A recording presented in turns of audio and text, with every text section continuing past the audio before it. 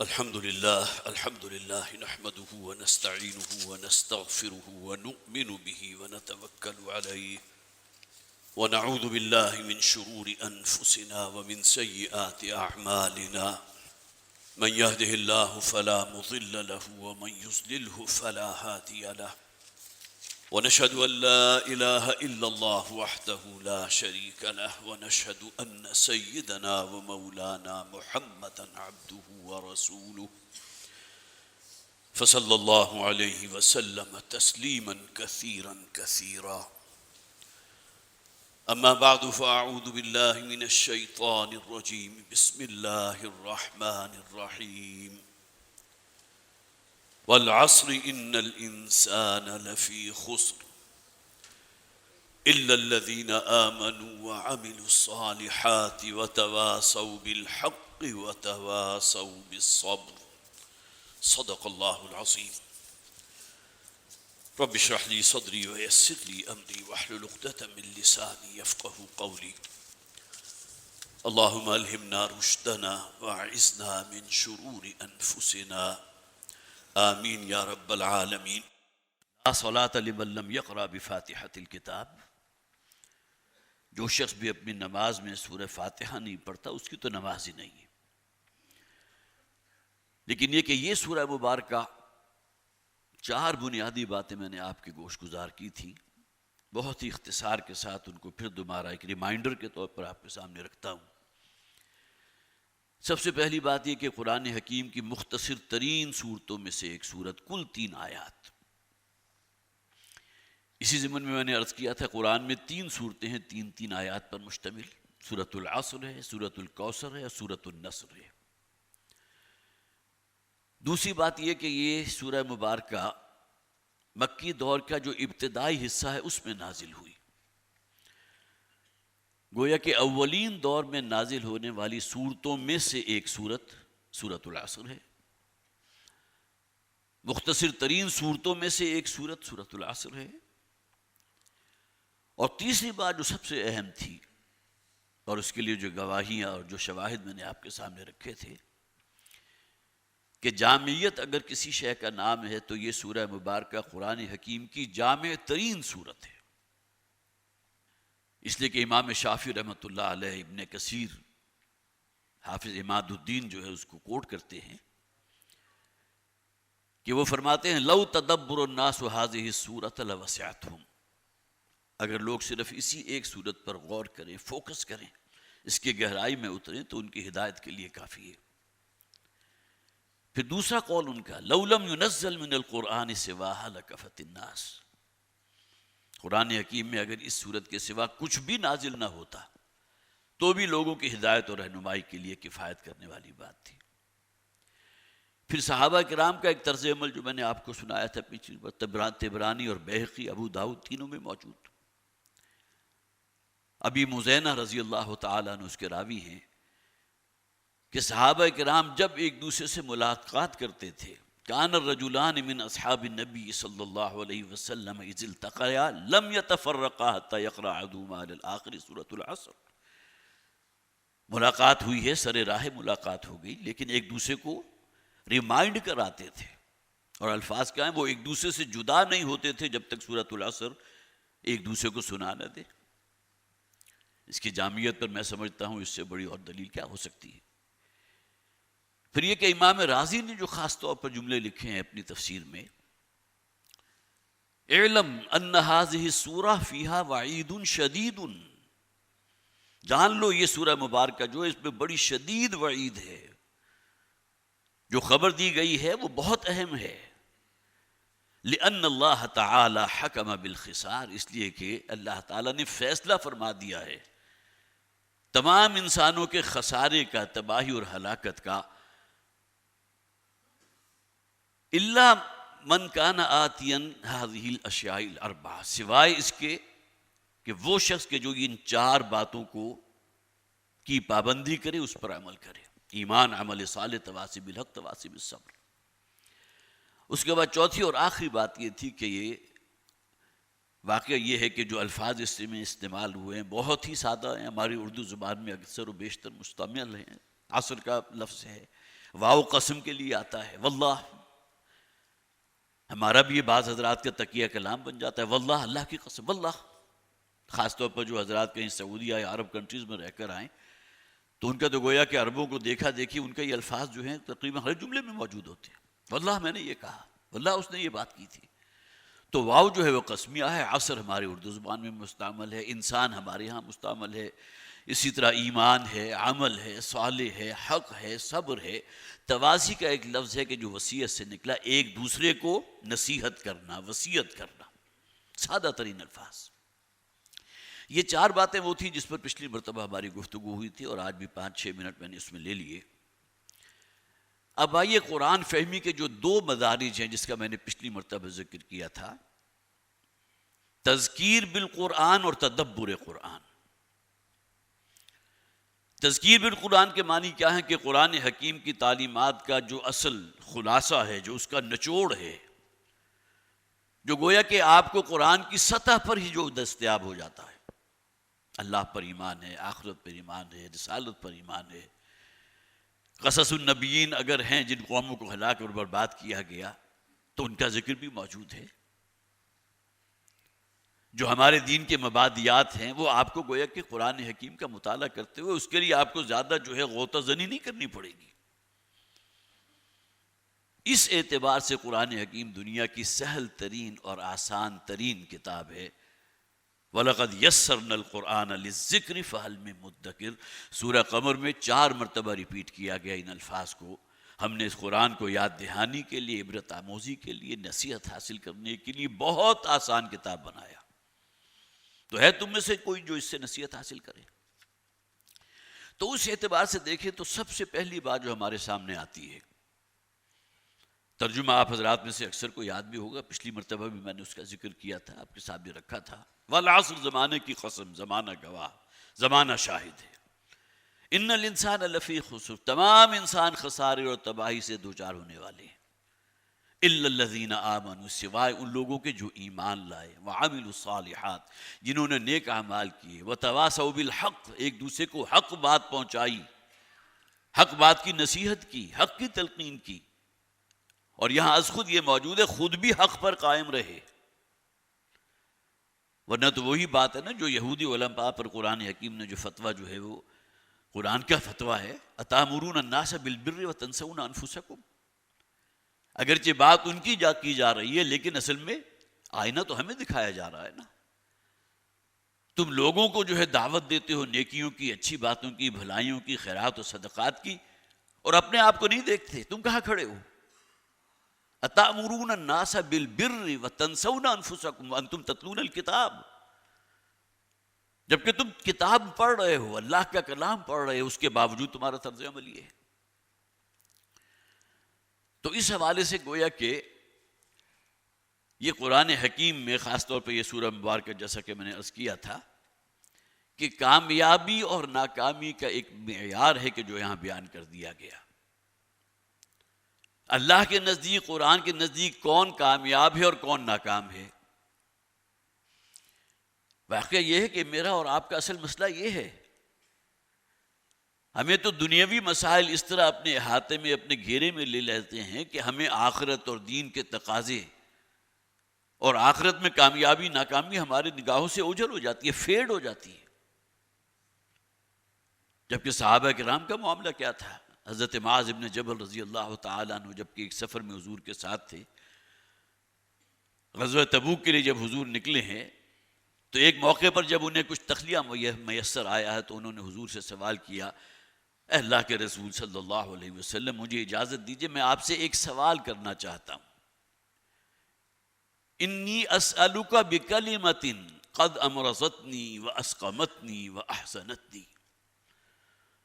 اور جو بات میں آپ سے پوچھنا چاہتا ہوں وہ اس درجے میرے اوپر مسلط ہے، طاری ہے کہ اس نے مجھے بیمار بنا دیا ہے، لاغر کر دیا ہے، مجھے حزن و ملال کا شکار کر دیا. اس کے بعد نبی اکرم صلی اللہ علیہ وسلم نے کہا کہ پوچھو کیا پوچھنا چاہتے ہو. حضور کا بھی دریائے سخاوت جو تھا وہ عروج پر تھا.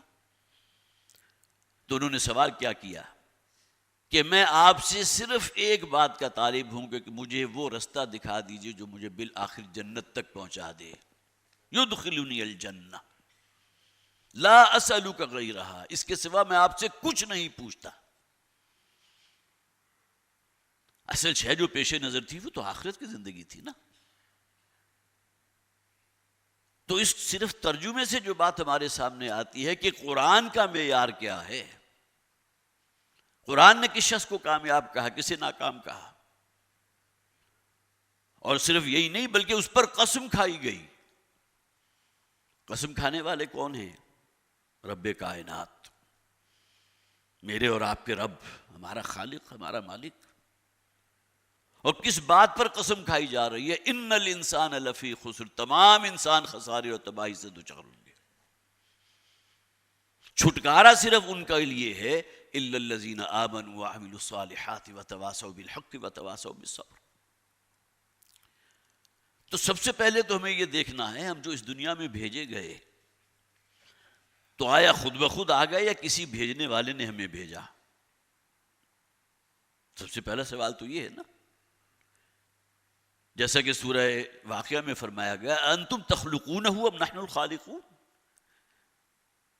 کیا تم نے اپنے آپ کو خود تخلیق کیا ہے یا وہ نطفہ جو ٹپکایا گیا تھا اسے ایک مکمل انسان کی شکل میں تم نے تبدیل کیا؟ ام نحن الخالقون، یا ہم ہیں کہ جو خالق ہیں؟ تو سب سے پہلا سوال تو یہ ہے، میں ہوں کون، کہاں سے آیا ہوں، کہاں جا رہا ہوں، میری زندگی کا مقصد کیا ہے؟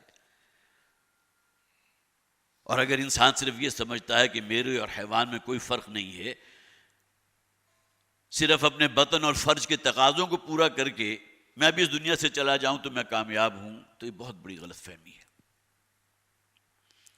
انسان کا مقصد تخلیق ہے، کسی خاص مقصد کے تحت اللہ نے انسان کو، مجھے اور آپ کو بھیجا۔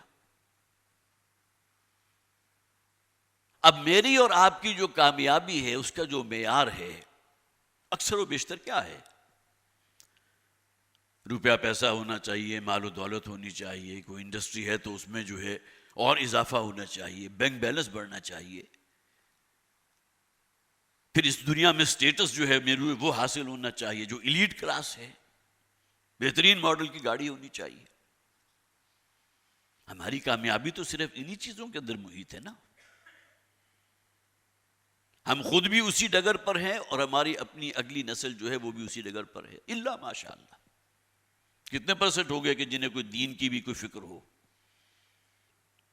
جو اپنی اولاد کی نشو و نما اس پیمانے پر بھی کریں کہ یہ دنیا ہی ان کا ہدف نہیں ہے بلکہ آخرت بھی ہے، ان کے اندر دین بھی ہونا چاہیے، دینی تصورات بھی واضح ہونے چاہیے، انہیں بھی یقین ہونا چاہیے کہ یہ دنیا کی زندگی عارضی ہے، امتحان گاہ ہے، اصل کامیابی، اصل فوز و فلاح جو وہ آخرت میں ملنے والی ہے، جو ابدی زندگی ہے، لامتناہی ہے، جس کا کوئی اینڈ ہے ہی نہیں۔ جو قرآن حکیم میں کہا گیا نا کہ کاش کہ تمہیں کوئی اس بات پر یقین حاصل ہو جائے کہ اصل زندگی آخرت کی زندگی ہے۔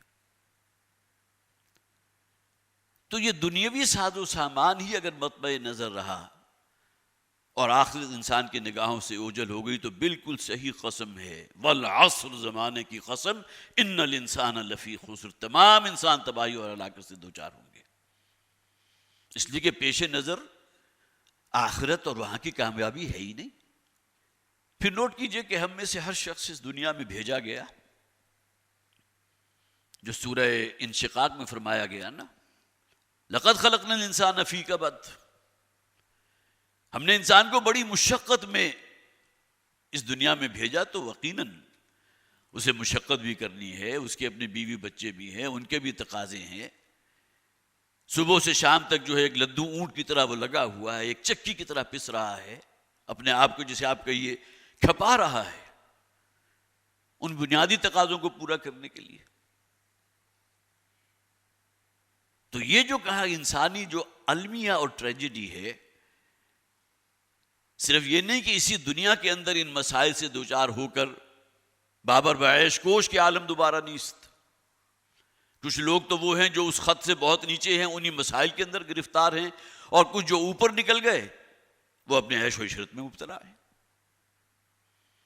کوئی دور سے اگر پاکستان کو دیکھے اور یہاں کی سڑکوں پر چلتی ہوئی کاروں کو دیکھے، چمکدار کاروں کو دیکھے، بہترین ماڈلز کو دیکھے، تو یہ سمجھے گا نا کہ پاکستان تو بہت ایک کامیاب ملک ہے. لیکن کتنی فیصد آبادی پاکستان کی وہ ہے جو خط غربت سے بھی کہیں نیچے زندگی بسر کر رہی ہے. 2 وقت کی روٹی میسر نہیں، خودکشیاں ہو رہی ہیں. اگر بیمار ہو گئے تو ادویات کے لیے پیسے موجود نہیں. یہ آج گویا کہ اس اعتبار سے ڈسپیرٹی جو ہے، ایک ہیو ناٹس ہیں جو اتنے اوپر نکل گئے کہ جن کی دولت کا کوئی اندازہ نہیں، اور جو ہیوز جو ہیں اور جو ہیو ناٹس ہیں وہ بالکل نچلی سطح پر آ چکے. تو قرآن اس بات کو مانتا ہے ہم نے انسان کو بڑی مشقت میں پیدا کیا. جو مہلت عمر اللہ نے دی ہے اس میں اپنے آپ کو وہ کھپاتا ہے، گلاتا ہے. لیکن اصل ٹریجڈی کیا ہے کہ اس دنیا میں یہ غم و آلام، یہ تکلیف، یہ مشقت، یہ محنت، اس دنیا سے تو رخصت ہو گیا لیکن آگے اس کا محاسبہ بھی ہے. حیوانوں کے ساتھ یہ معاملہ نہیں. یہ ٹریجڈی صرف انسان کی ہے کہ اس دنیا میں بھی مشقت جھیلو، چکی کے 2 پارٹوں میں آ کر پسو، لیکن آخرت وہاں بھی تمہیں جو ہے عدالت خداوندی کے کٹہرے میں کھڑا ہونا ہے، جواب دہی کرنی ہے. ہر مسلمان اس بات کو مانتا ہے. جب بات کی جاتی ہے تو گویا کہ انسان محسوس کرتا ہے بات تو بالکل صحیح ہے، لیکن پھر ہمارا طرز عمل اس کے مطابق مولڈ کیوں نہیں ہوتا؟ ہم اپنے اندر تبدیلی کیوں نہیں پیدا کرتے؟ اور وہ جو کہا گیا نا کہ اللہ تعالیٰ نے اس دنیا کو بڑی لذات سے سجا دیا. سورہ کہف جو خاص طور پر دجالی فتنے کے اعتبار سے بہت ہی اہم صورت ہے، احادیث موجود ہیں. یہ دجل اور فریب کہ ہم نے اس دنیا کو مزین کر دیا. لیکن یہ کہ اصل بات کیا ہے کہ امتحان ہے. یہ جو تمہیں بہت دیدہ عظیم نظر آ رہی ہے، جس کے سحر میں مبتلا ہو کر تم اللہ کی حرام کی ہوئی شے کو اپنے لیے حلال اور جائز ٹھہرا رہے ہو، بالآخر اس کا انجام کیا ہوگا؟ تو قرآن حکیم جو ایک معیار ہمارے سامنے رکھتا ہے کہ کامیابی منحصر ہے، ان النجات معلقۃ بمجموع هذه الاشیاء الاربع. اللہ کے ہاں کامیابی اور نجات وہ معلق ہے ان 4 چیزوں پر جو اس سورہ مبارکہ میں بیان کر دی گئی.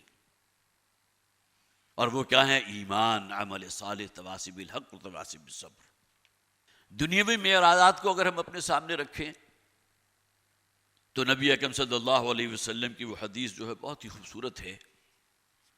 حضور فرماتے ہیں کتنے ہی اللہ والے ایسے ہیں جو کہیں عزت داروں کی محفل میں بیٹھنا چاہیں تو دھتکار دیے جائیں، کسی سے کوئی سوال کریں تو کوئی انہیں منہ لگانے کو تیار نہ ہو، نکاح کے لیے کہیں پیغام بھیجے تو کوئی اپنی لڑکی بچی اس کو دینے کو تیار نہ ہو. وہ یہ کہ دنیاوی معیار جو ہمارے ہیں اس اعتبار سے اس مقام پر، لیکن اللہ کے ہاں ان کی قدر و منزلت کیا ہے؟ حضور فرماتے ہیں کسی بات پر اگر وہ قسم کھا بیٹھتے ہیں تو اللہ تعالیٰ ان کے قسم کی لاج رکھتا ہے. یہ کون لوگ ہیں؟ دنیاوی وسائل، یہاں کا ساز و سامان، یہاں کی زیب و زینت، اس اعتبار سے اس سے زیادہ الفاظ کیا ہو سکتے ہیں کہ جس میں عزت والوں کی محفل میں وہ نہیں بیٹھ سکتے، دھتکار دیے جاتے ہیں. سوال کر لے تو کوئی منہ لگانے کو تیار نہیں، رشتے کے لیے کہیں پیغام بھیجے تو کوئی اپنی بچی دینے کو تیار نہیں. اللہ کیا ان کی قدر و منزلت کیا ہے؟ حدیث مبارکہ کا واقعتاً یہ جو ہے پہلو ہمارے لیے لمحہ فکریہ ہے. قرآن حکیم میں ہمارا دین ہمیں منع نہیں کرتا. حضرت عثمان رضی اللہ تعالیٰ عنہ کی بھی تو مثال ہے نا. جو شخص صرف ایک غزوے کے موقع پر 300 اونٹ دے سکتا ہے، غزوہ تبوک کے موقع پر ساز و سامان سے لدے ہوئے، اس کی دولت کا اندازہ آپ کر سکتے. لیکن یہ کہ یہ دولت ان کے پاؤں کی بیڑی نہیں بنی. جب موقع آیا ہے جو کچھ ہے اللہ کے نبی صلی اللہ علیہ وسلم کی جیسے ہی پکار کان تک پہنچی سب کچھ جا کر قبروں میں ڈھیر کر دیا. لیکن وہی بات کہ بازار سے گزرا ہوں خریدار نہیں ہوں. اس دنیا سے ہم گزر تو رہے ہیں، اپنا وقت پاس کر رہے ہیں، لیکن اس میں الجھ کر نہیں رہ گئے، اس کی زلف گراہگیر کے اسیر نہیں ہو گئے. دوسری بات یہ ہے کہ یہ 4 باتیں جو بیان کی گئیں، چاروں کی چاروں لازم و ملزوم ہیں، ایک دوسرے کے ساتھ بالکل انٹر لنکڈ ہیں۔ اگر ایمان واقعتاً ایمان ہے، دل کی گہرائی والا، یقین قلبی والا ایمان ہے، تو ممکن نہیں ہے کہ انسان کا عمل اور سیرت و کردار اس کے مطابق نہ ہو۔ اگر آپ کوئی بیج زمین میں ڈالتے ہیں، یہ ایمان کا بیج سمجھیے، تو جو پودا نمودار ہوتا ہے وہ اعمال صالحہ ہیں۔ اس بیج کے اندر کوئی شے آپ کو نظر نہیں آ رہی تھی، نہ پتیاں تھیں، نہ اس کا کوئی تنا تھا، نہ جڑیں تھیں، لیکن یہ کہ آپ نے زمین میں ڈالا اور اب ایک پودا نمایاں ہو گیا۔ تو ایمان کا بیج اگر انسان کے دل میں گہرا اتر جائے تو جو شے نمودار ہوتی ہے اس سے وہ اعمال صالحہ۔ جب یقین ہے کہ مجھے اپنے رب کے حضور حاضر ہونا ہے، اپنے اعمال کی جواب دہی کرنی، یقین والی بات، تو کیسے ممکن ہے کہ جان بوجھ کر کسی حرام کا ارتکاب کرے؟ ممکن نہیں ہے۔ ہاں، ایمان کی لو اتنی کم ہو جائے، کلمہ شہادت اس نے ادا کیا ہے، دائرہ اسلام میں داخل ہے، ایمان ابھی اتنا نہیں ہے کہ اس کا ظہور انسان کی سیرت و کردار اور عمل کے اندر ہو سکے، یہ دوسری بات ہے، ایمان ہے۔ وہ جو نبی اکرم صلی اللہ علیہ وسلم نے فرمایا، قولوا لا الہ الا اللہ، کہو اللہ کے سوا کوئی معبود نہیں، لیکن معبود کون؟ جس کا حکم مانو، تفلحو، تم کامیاب ہو جاؤ گے۔ ہماری پیدائش مسلمان گھرانے میں ہوئی، ہم سب مسلمان ہیں، اس پر اللہ کا جتنا شکر، جتنا فضل اللہ کا ہم پر ہوا وہ کم ہے کہ ہم اس کا شکر ادا کر سکیں۔ لیکن اصل بات تو یہ نا، آگے کے تقاضے۔ تو ایمان اگر ہے تو اس کا لازمی نتیجہ عمل نکلے گا۔ بالکل اسی طرح اگر کہیں آگ روشن ہے تو اس کی حرارت اور اس کی تمازت جو ہے ماحول میں سرایت کرے گی۔ ممکن نہیں ہے کہ آگ اور اس میں تپش نہ ہو، اس میں احتراق والی بات نہ ہو۔ اگر تپش نہیں ہے تو وہ آگ نہیں ہے، آگ نما کوئی شے ہے۔ روشنیوں کا کوئی ایسا جو ہے آپ وہ سنگم سا بنا دے کہ دور سے آپ کو آگ روشن نظر آ رہی ہے، لیکن حقیقتاً آگ نہیں ہے، اس لیے کہ اس میں تپش نہیں ہے۔ تو ایمان ہے تو اس کا لازمی نتیجہ اعمال صالحہ ہیں، اور اعمال صالحہ اگر انسان کے اندر موجود ہیں تو ممکن نہیں ہے کہ جس ایمان کو اس نے ایک دولت سمجھ کے قبول کیا، جس کے نتیجے میں اعمال صالحہ کے برگ و بار نمودار ہوئے، اگر انسان میں شرافت اور مروت ہے تو وہ چاہے گا کہ یہ بات دوسرے لوگوں تک بھی پہنچے۔ تواصی بالحق اس کا نام ہے۔ اگر دین کو اپنے لیے نعمت سمجھتے ہو، اگر قرآن تمہارے نزدیک خزانہ ہے، تمہاری اولین خواہش ہونی چاہیے کہ تمہارے اپنے گھر والے، اپنی بیوی، اپنی اولاد، اپنے بھائی بند، اپنے اعزا و اقارب، وہ بھی تو نعمت سے روشناس ہو نا۔ ورنہ تو انسان جو ہے بڑا، جسے آپ کا یہ بے مروت انسان شمار ہوگا، جو کسی شے کو نعمت سمجھتا ہو لیکن اس کے اوپر خزانے کے سانپ بن کر بیٹھ جائے۔ تو ایمان اور عمل صالح دونوں چیزیں اگر ملا لیں گے تو اس کا لازمی نتیجہ تواصی بالحق نکلے گا۔ پھر حق بات پر آپ خود بھی جازم ہوں گے اور دوسرے لوگوں تک بھی حق پہنچائیں گے۔ اور چوتھی اصطلاح کیا ہے؟ تواصی بالصبر۔ ایمان اور عمل صالح ایک جوڑا، تواصی بالحق اور تواصی بالصبر دوسرا جوڑا۔ اگر حق کی تلقین کرو گے، حق کی نصیحت کرو گے، لوگوں تک حق بات پہنچاؤ گے، تو اب تمہارے خلاف جو ہے وہ سب سے پہلے تو زبان استعمال ہوگی۔ یہ کام اگر انبیاء کے ساتھ ہوا، نبی اکرم صلی اللہ علیہ وسلم کو مجنون کہا گیا، آپ کو شاعر و کاہن کہا گیا، کیا کچھ نہیں کہا گیا حضور کو، تو میرے اور آپ کا معاملہ کوئی ایکسیپشن کا تو نہیں ہے نا۔ اگر حق بات بیان کرو گے تو اس کا لازمی نتیجہ کیا نکلے گا؟ اب تمہیں برداشت کرنا ہوگا، جھیلنا ہوگا۔ لوگوں کی بڑی کڑوی کسیلی باتیں جو ہیں ان پر ریئیکٹ نہ کرنا۔ جیسا کہ حضرت مسیح علیہ السلام کا وہ قول جو ہے کہیں بائبل میں موجود ہے کہ اگر کوئی شخص تمہیں گالی دے رہا ہو تو تمہارا رد عمل اس کے لیے دعائیں دینا ہو. کوئی شخص اگر تمہارے دانے گال کے اوپر تھپڑ رسید کرے تو بایاں گال بھی اس کے سامنے کر دو. تواصی بالحق اور تواصی بالصبر، یہ دونوں مل کر ایک جوڑا بنتے ہیں. گویا کہ ایمان ہے تو اس کا لازمی نتیجہ عمل ہے. ایمان اور عمل اگر ہیں اور اس میں خلوص ہے، اخلاص ہے، تو لازماً تواصی بالحق ہوگا. حق بات دوسرے لوگوں تک پہنچاؤ گے. جس کو تم نے اپنے لیے نعمت سمجھا ہے، جس کو تم نے اپنے لیے خزینہ قرار دیا ہے، تمہاری خواہش ہوگی کہ دوسرے لوگوں تک بھی پہنچے. اور حق بات پہنچاؤ گے تو رد عمل میں تمہارے لیے سختیاں بھی ہوں گی، ٹارچر بھی کیا جائے گا. اور یہ تمام معاملات تھے جو صحابہ کرام کے ساتھ ہوئے. دہکتے ہوئے انگاروں پر بھی لٹایا گیا نا، کیا جرم تھا ان کا؟ حضرت یاسر کے ساتھ جو سلوک کیا گیا، کیا جرم تھا ان کا؟ حضرت بلال رضی اللہ تعالیٰ عنہ کو جو تپتے ہوئے توے کی طرح تپتی ہوئی زمین کے اوپر گھسیٹا جا رہا ہے، سوائے اس کے کہ اللہ ایک ہے، وہ توحید، قولوا لا الہ الا اللہ تفلحوا، لیکن اس کے اوپر پھر ثابت قدم رہو. اس لیے کہ جو بھی اس وقت کے، جسے آپ کہیے کہ وہ جو بت پرستی والا دین تھا، جو بھی باطل نظریات کے، اس کے جو سردار ہیں وہ اب تمہارے مقابل پر آئیں گے، ٹارچر کریں گے تمہیں، سخت ترین تعذیب میں سے گزاریں گے تمہیں. اب ان تمام چیزوں کو برداشت کرنا، تحمل، صبر، اب یہ گویا کہ چوتھی شرط ہے کہ جو پوری ہو گئی. تو یہ چاروں شرائط جو ہیں باہم دیگر مربوط ہیں، انٹر لنکڈ ہیں، ان کے درمیان بڑا گہرا منطقی ربط ہے، اور یہ چاروں ناگزیر ہیں. ان میں سے کسی ایک شے کو آپ مائنس نہیں کر سکتے. یہ اللہ کا کلام ہے، اس میں کوئی شے بھرتی کہ نہیں ہے، زائد نہیں ہے.